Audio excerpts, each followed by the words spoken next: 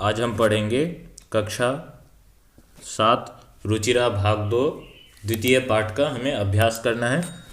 दुर्बुद्धि विनश्यति, इस पाठ का हमें अभ्यास करना है। चलते हैं अभ्यास पर। शब्दार्थ आप लोगों ने याद कर लिया होगा, शब्दार्थ भी ज़्यादा नहीं था। अब चलते हैं अभ्यास पे। अगर आप लोग अभी चैनल पे नए आए तो सब्सक्राइब ज़रूर कर लीजिएगा, और साथ ही हमारे डिस्क्रिप्शन में लिंक दिया हुआ है टेलीग्राम का, वहाँ पर जाकर आप लोग ग्रुप में ज्वाइन भी हो सकते हैं, ताकि जैसे ही कोई नई वीडियो मिले तो आप लोगों तक पहुँच सके। और साथ ही वहाँ पर आपको सभी चीज़ का PDF भी मिल सकता है। देखिए अभ्यास में कह रहा है कि उच्चारणम कुरुत, इन सभी का क्या करना है, हमें उच्चारण केवल करना है। पहला में देखिए, फुल्लोत्पलम कम्बुग्रीवः उक्तवान भवद्भ्याम अवलंब्य आवाभ्याम ह्रदम उड्डीयते, फिर है पंक्त्वा भक्षयिष्यामि सुहृदाम और भ्रष्टः। इस प्रकार से सभी शब्दों का हम उच्चारण कर लेंगे। फिर आप चलते हैं नीचे, देखिए अगला में कह रहा है कि एक पदेन उत्तरतः, एक पद में इन वाक्यों का हमें क्या है, उत्तर देना है। क नंबर में देखिए प्रश्न क्या है, कूर्मस्य किम नाम आसीत, जो कछुआ था उसका क्या नाम था, तो कूर्मस्य कम्बुग्रीवः नाम आसीत। इस प्रकार से हम एक वाक्य में इसका उत्तर देंगे, एक पद में उत्तर देंगे। फिर ख नंबर में देखिए, सरस तीरे के आगच्छन, तो सरस तीरे धीवराः आगच्छन, अर्थात जो तालाब के किनारे कौन आया था, तो तालाब के किनारे मछुआरे आए थे। फिर ग नंबर में देखिए, कूर्मः केन मार्गेण अन्यत्र गंतुम इच्छति, जो कछुआ था वो किस मार्ग के द्वारा कहीं और दूसरे तालाब में जाना चाहता था, तो कूर्मः आकाश मार्गेण अन्यत्र गंतुम इच्छति। फिर घ नंबर में देखिए, लंबमानं कूर्मं दृष्ट्वा के अधावन, तो इसका उत्तर हम लिख लेंगे, लंबमानं कूर्मं दृष्ट्वा गोपालकः अधावन। फिर अब आगे चलते हैं, आगे में है अधोलिखित वाक्यानि कः कम प्रति कथयति इति लिखत, अर्थात जो यहाँ पे वाक्य दिया हुआ है वो वाक्य कौन और किसकी प्रति, किसको कह रहा है। यथा में दिया हुआ है प्रातः यत् उचितम तत् कर्तव्यम, तो कहानी में आपने पढ़ा होगा ये वाक्य कौन बोलता है, हंस जो है वो किसको बोलते हैं, अपने मित्र कछुआ को बोलते हैं। तो इसमें कह कथयति, यहाँ पर इसमें हम भर दिए हैं हंसो, यहाँ पे भरा हुआ है पहले से ही। और कम प्रति कथयति, और किसको कह रहा है ये चीज़, तो कूर्मम प्रति, इस प्रकार से यहाँ भर देंगे। फिर इसी प्रकार से हमें भरना है यहाँ पे देखिए यथा हो गया। फिर क नंबर में देखिए, अहम भवद्भ्याम सह आकाश मार्गेण गंतुम इच्छामि, ये वाक्य कौन बोलता है, तो ये जो कूर्मः रहता है वो दोनों हंस के संकट और विकट के प्रति बोलता है। तो यहाँ पे भर देंगे हम पहले में कह कथयति, तो कूर्मः, और कम प्रति, तो यहाँ पर हंसो प्रति। फिर ख नंबर में देखिए, अत्र कह उपाय, यहाँ पर और क्या उपाय हो सकता है, तो यहाँ पे क्या भर देंगे हम, कौन किसके प्रति कहता है, तो हंसो जो है वो कछुए के प्रति कहता है। तो यहाँ पे भर देंगे कह कथयति में हंसो, और कम प्रति कथयति में भर देंगे हम कूर्मम प्रति। इसी प्रकार से गौ नंबर में देखिए, गौ में है अहम उत्तरम न दास्यामि, ये वाक्य कौन बोलता है, ये वाक्य कछुआ बोलता है किसको, तो अपने मित्र संकट और विकट दोनों हंस को बोलता है। तो इसमें भर देंगे हम कूर्मः, और कम प्रति तो हंसो प्रति। फिर घ नंबर में यूयम भस्म खादत, तुम राख खाओ, ये वाक्य कौन बोलता है, तो जो कछुआ जो रहता है वो बोलता है। तो इसमें भर देंगे हम यहाँ पर कूर्मः, तो किसको कहता है, कम प्रति गोपालकान प्रति, यहाँ पे गोपालकान भरेंगे। तो इस प्रकार से सभी को हम भर दिए हैं। अब आगे में देखिए चौथा नंबर में कह रहा है कि मंजुषातः क्रियापदम चित्वा वाक्यानि पूरयत, इन खाली स्थानों में से हमें देखकर जो भरना है शब्दों को। क में देखिए हंसाभ्याम सह कूर्मो अपि, यहाँ पे क्या भरेंगे इनमें से, तो हम भर देंगे उड्डीयते, ये वाला। फिर उसके बाद है ख नंबर में अहम किंचित अपि न वदिष्यामि, यहाँ वदिष्यामि भरेंगे। फिर है ग नंबर में यह हित कामानाम सुहृदाम वाक्यम न अभिनंदति, श्लोक में आया, श्लोक के माध्यम से। फिर घ नंबर में एकः कूर्म अपि तत्रैव प्रति वसति स्म, ये वाला भर देंगे। फिर है ग नंबर में देखिए अहम आकाश मार्गेण अन्यत्र गंतुम इच्छामि, ये भर देंगे। फिर चौ में वयम गृहम नीत्वा कूर्मम भक्षयिष्याम, ये गोपालक जो बोलते हैं कि मैं घर ले जाकर इसको खाऊंगा। तो इस प्रकार से सभी को भर देंगे। अब चलते हैं 5वां नंबर पर। 5वां नंबर में है पूर्ण वाक्येन उत्तरतः, अर्थात पूरे वाक्यों में हमें इसका उत्तर देना है। पहला में देखिए क्या प्रश्न है, कच्छपः कुत्र गंतुम इच्छति, तो कछुआ जो है वो कहाँ जाने के लिए इच्छा करता है, तो इसका उत्तर लिखेंगे हम कच्छपः हंसाभ्याम सह आकाश मार्गेण अन्यत्र स्थाने गंतुम इच्छति, इसको लिख देंगे हम। अर्थात जो कछुआ था वो हंसों के साथ आकाश मार्ग के द्वारा कहीं और दूसरे तालाब में जाने की इच्छा करता है।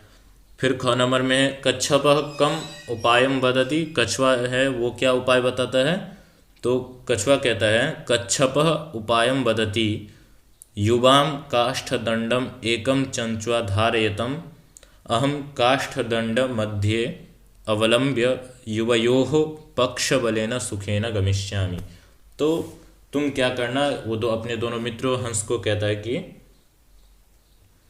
एक डंडा को तुम अपने दोनों चोंचों से पकड़ लेना और मैं उसको डंडा को अपने मुख से पकड़कर आकाश मार्ग से तुम्हारे इन पंखों के बल के सहारे में चला जाऊंगा। फिर ग नंबर में लंबमानम कूर्मम दृष्ट्वा पौराह किम अवदन, जो कछुआ जो ऊपर जा रहा था, उड़ रहा था, उसको देखकर जो नीचे जो लोग थे वो क्या कहते हैं, तो कहता है कि लंबमानम कूर्मम दृष्ट्वा गोपालकाः अवदन हम हो महत् आश्चर्यम हंसाभ्याम सह कूर्मो अपि उड्डीयते, अर्थात ये तो महान आश्चर्य है कि हंस के साथ ये कछुआ भी उड़ रहा है।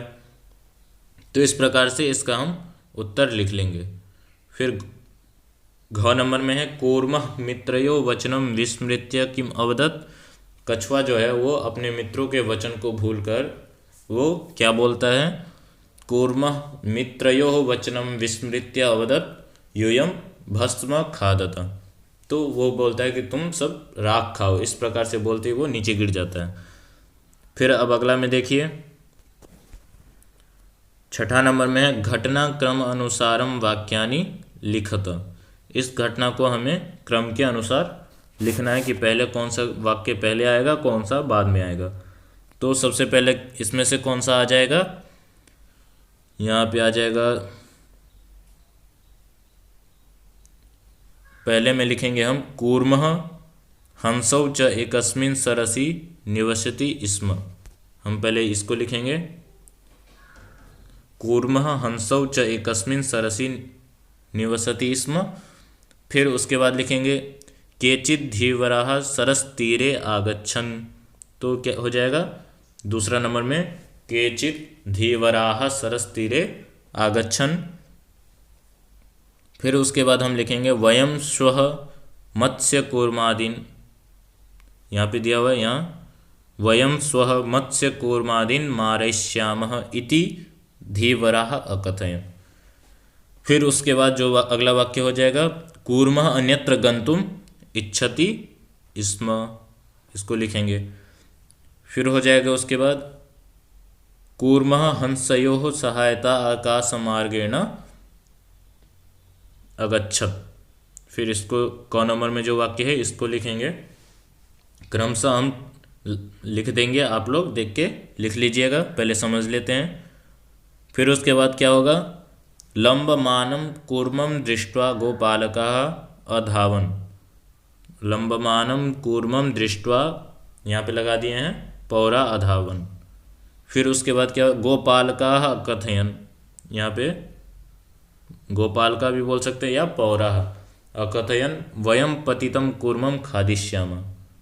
ठीक है, उसके बाद हो जाएगा कूर्मः आकाशात् पतितः पौरे मारितश्च। इस प्रकार से सभी को हम क्रम में लिख दिए हैं, आप लोग देख के लिख लीजिएगा। फिर 7वां नंबर में देखिए, 7वां में कह रहा है कि मंजुषातः पदानि चित्वा रिक्त स्थानानि पूरयत। तो इसमें कैसे भरेंगे हम देखते हैं। क्या है, यहाँ पे एक वाक्य दे दिया गया कहानी की तरह, उसी में से खाली स्थान में से हमें शब्दों को भरकर यहाँ पर एक कहानी का निर्माण करना है। देखिए, एकस्य वृक्षस्य शाखासु अनेके काकाः वसन्ति स्म। एक वृक्ष की शाखा पर अनेक कौवे निवास करते थे। तस्य वृक्षस्य खाली स्थान एकः सर्प अपि अवसत। और उस वृक्ष पर क्या था, उस वृक्ष के, तो यहाँ पे कौन सा शब्द भरेंगे हम देख लेते हैं। तो इसमें हम भर देंगे कोटरे। कोटरे यहाँ पे देखिए, तो इसमें क्या हो जाएगा, तस्य वृक्षस्य कोटरे एकः सर्पः अपि अवसत। और उसी वृक्ष के एक कोने में, कोटरा बोलते हैं, एक गुफा देखा होगा आप लोगों ने, वृक्ष के अंदर एक छोटा सा छेद प्रकार का गुफा रहता है, उसी में एक सांप भी रहा करता था। काका नाम अनुपस्थितौ खाली स्थान काका नाम शिशुन खादति स्म।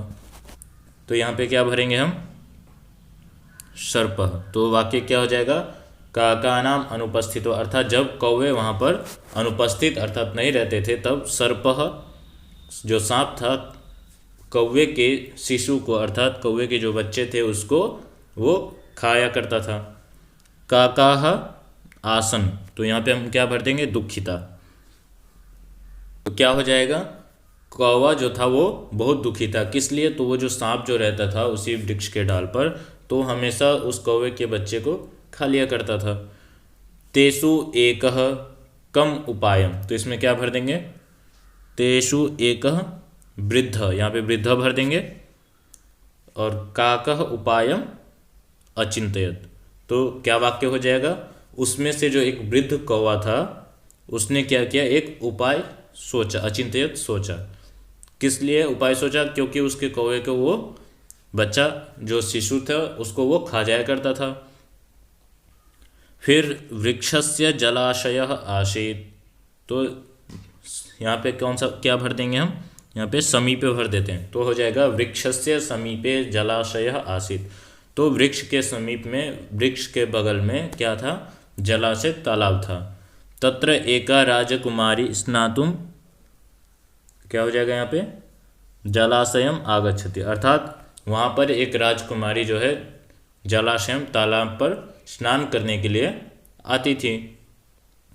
शिलायां स्थितं तस्याः आभरणम आदाय समीपम अगच्छन्, तो क्या किया उसने, शिलायाम स्थितम, शिला किसको बोलते हैं, पत्थर को, पत्थर पर स्थित जो उसके आभरणम, आभूषण जो थे, जो कपड़े आदि थे, एकः काकः वृक्षस्य उपरि स्थापयत, तो वहाँ से वस्त्र आदि को उठाकर वो वृक्ष के ऊपर, डाल के ऊपर रख देता है। राजसेवकाः काकम अनुसृत्य वृक्षस्य समीपम अगच्छन्, तो यहाँ पे क्या भरते हैं हम, वृक्षस्य। तो क्या करता है, जो राजसेवक जो होते हैं वो काकम अनुसृत्य, कौवे को जब वस्त्र आदि ले जाकर देखते हुए वो उसका पीछा करते हैं, उसके पास पहुंच जाते हैं। तत्र ते तं सर्पम च अमारयन्, और वहाँ पर वो सर्प को देखते हैं, तो इस प्रकार से वो पहले सांप को मार देते हैं। अतः एव उक्तम उपायेन सर्वम सिद्ध्यति, इसलिए क्या कहा गया है, उपायेन सर्वम सिद्ध्यति, उपाय के द्वारा सभी कार्य सिद्ध हैं। तो इस प्रकार से वो सांप भी मर जाता है। फिर आगे देखिए, ध्यातव्यम, अर्थात ध्यान देना चाहिए। क्या ध्यान देना है वो देखिए। इयं कथा पंचतंत्रम इति ग्रंथात् संपादितम कृत्वा उद्धृता। यह जो कथा है वो पंचतंत्र ग्रंथ से उद्धृत किया हुआ है।